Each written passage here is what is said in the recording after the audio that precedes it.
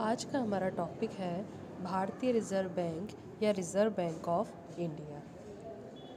किसी भी देश में यदि हम बात करें तो मौद्रिक एवं बैंकिंग प्रणाली के संगठन, समन्वय एवं नियंत्रण हेतु एक सर्वोच्च अथवा शीर्ष संस्था, जिसे हम एपेक्स बॉडी भी कहते हैं, वो स्थापित की जाती है। उसे देश का केंद्रीय बैंक कहा जाता है। केंद्रीय बैंक जो होता है वो देश की शीर्ष संस्था होने के कारण संपूर्ण बैंकिंग व्यवस्था के मार्गदर्शक के रूप में कार्य करता है।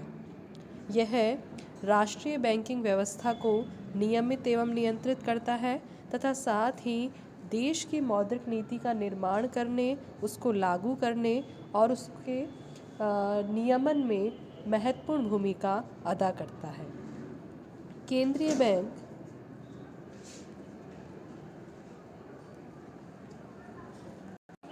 केंद्रीय बैंक किसी भी अर्थव्यवस्था में मुद्रा की मात्रा तथा उसकी गुणवत्ता को नियंत्रित करने संबंधी महत्वपूर्ण कार्य भी करता है। यदि हम विश्व की बात करें तो विश्व में सर्वप्रथम सन 1694 में 1694 में इंग्लैंड में बैंक ऑफ इंग्लैंड की केंद्रीय बैंक के रूप में स्थापना की गई थी। 19वीं शताब्दी के अंत तक यूरोप के अधिकांश देशों में केंद्रीय बैंकों की स्थापना हो गई थी। सन 1927 में हिल्टन यंग कमीशन ने भी भारत में एक केंद्रीय बैंक स्थापित करने का सुझाव दिया था, जिसके आधार पर 1935 में भारत में केंद्रीय बैंक के रूप में रिजर्व बैंक ऑफ इंडिया की स्थापना की गई। 1 अप्रैल 1935 से ही भारतीय रिजर्व बैंक या हम कह सकते हैं आरबीआई, जो कि आरबीआई अधिनियम 1934, भारतीय रिजर्व बैंक अधिनियम 1934 के अंतर्गत जिसकी स्थापना हुई थी, तभी से आरबीआई भारत के केंद्रीय बैंक के रूप में कार्य कर रहा है। आरबीआई की स्थापना निजी अंशधारियों के बैंक के रूप में हुई थी, लेकिन क्योंकि ये देश का केंद्रीय बैंक है तो इसको जनता के हित को ध्यान में रखते हुए सरकारी नियंत्रण में लिया गया। इसलिए आरबीआई का 1 जनवरी 1949 को राष्ट्रीयकरण किया गया।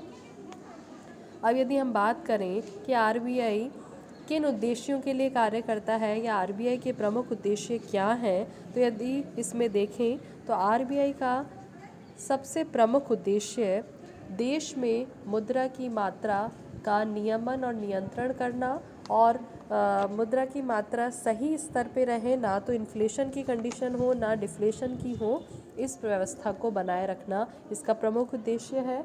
इसके साथ ही भारतीय रुपये के आंतरिक तथा बाहरी मूल्यों में स्थिरता बनाए रखना।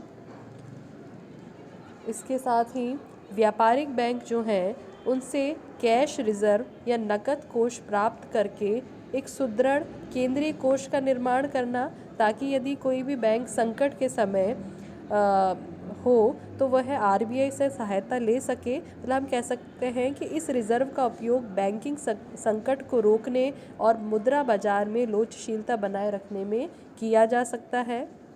इसके साथ ही आरबीआई देश में साख व मुद्रा की मात्रा को उसकी मांग के अनुरूप बनाए रखता है।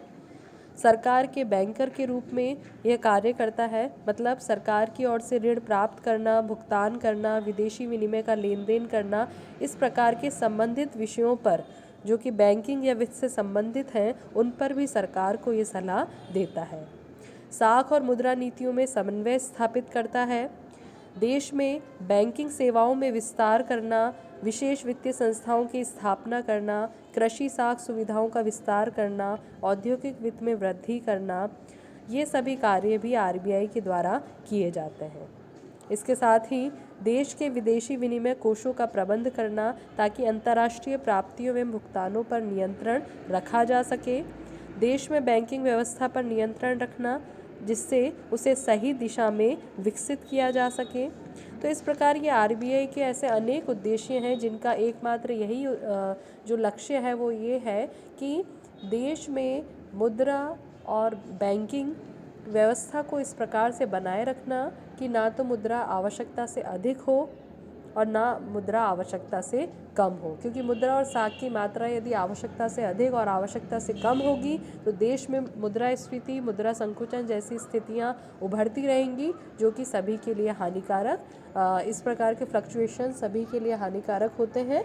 तो इसलिए आरबीआई देश में केंद्रीय बैंक के रूप में अनेक उद्देश्य पूरे करता है और देश की वित्तीय व्यवस्था का संचालन सुगम रूप से करता है।